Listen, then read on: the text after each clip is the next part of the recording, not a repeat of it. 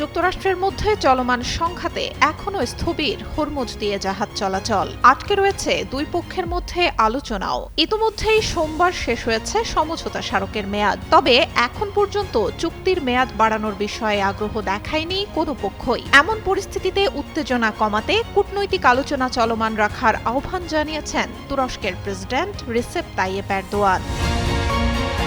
মঙ্গলবার মার্কিন president Donald ট্রাম্পের সঙ্গে ফোন আলাপ হয় এরদোয়ানের। সে সময়ই এই আহ্বান জানান তিনি। এক বিবৃতিতে প্রেসিডেন্টের কার্যালয় জানায়, উত্তেজনা নিরসনে যুক্তরাষ্ট্রকে সর্বোচ্চ গুরুত্ব দেওয়া উচিত কূটনীতিকে, এমনটাই মনে করেন এরদোয়ান। আশা প্রকাশ করে তিনি বলেন, ইরান ও যুক্তরাষ্ট্রের মধ্যে আলোচনা আবারও এগিয়ে যাবে এবং শান্তি প্রতিষ্ঠায় তুরস্কের প্রচেষ্টাও অব্যাহত থাকবে। এছাড়াও ওয়াশিংটন আঙ্কারা দ্বিপক্ষীয় সম্পর্ক, গাজা যুদ্ধ, সৌদি আরব ও পাকিস্তানের মধ্যে স্বাক্ষরিত প্রতিরক্ষা চুক্তি নিয়েও আলোচনা হয়েছে দুই প্রেসিডেন্টের মধ্যে। ওই চুক্তিকে আঞ্চলিক স্থিতিশীলতা ও নিরাপত্তার জন্য শক্ত অবস্থানের প্রতীক বলে উল্লেখ করেন তুর্কি প্রেসিডেন্ট। তিনি আরও বলেন, ট্রাম্পের ঘোষিত গাজা শান্তি পরিকল্পনার দ্বিতীয় ধাপ কার্যকর হওয়ার কথা থাকলেও ফিলিস্তিনিদের ওপর ইসরায়েলের হামলা আরও বেড়েছে। তবে ওই ফোনালাপ নিয়ে এখনও কিছু জানায়নি ওয়াশিংটন।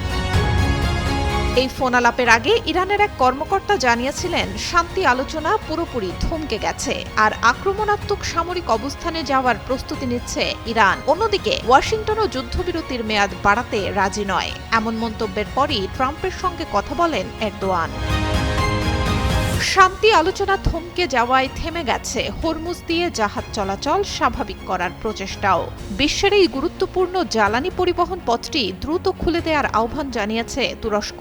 এর আগে সোমবার হরমুজ প্রণালী খুলে দেয়া এবং যুদ্ধবিরতি অব্যাহত রাখার বিষয়ে আলোচনা হয় তুরস্কের পররাষ্ট্রমন্ত্রী ও ইরানের পররাষ্ট্রমন্ত্রীর মধ্যেও। ন্যাটোর সদস্য দেশগুলোর মধ্যে দ্বিতীয় বৃহত্তম সেনাবাহিনী রয়েছে তুরস্কের। মধ্যপ্রাচ্যে সংঘাত শুরুর পর থেকেই উভয় পক্ষকেই শান্তির আহ্বান জানিয়ে আসছে দেশটি। পাকিস্তান ও কাতারের মতো মধ্যস্থতাকারী দেশগুলোর সঙ্গে নিয়মিত যোগাযোগও রাখছে তারা।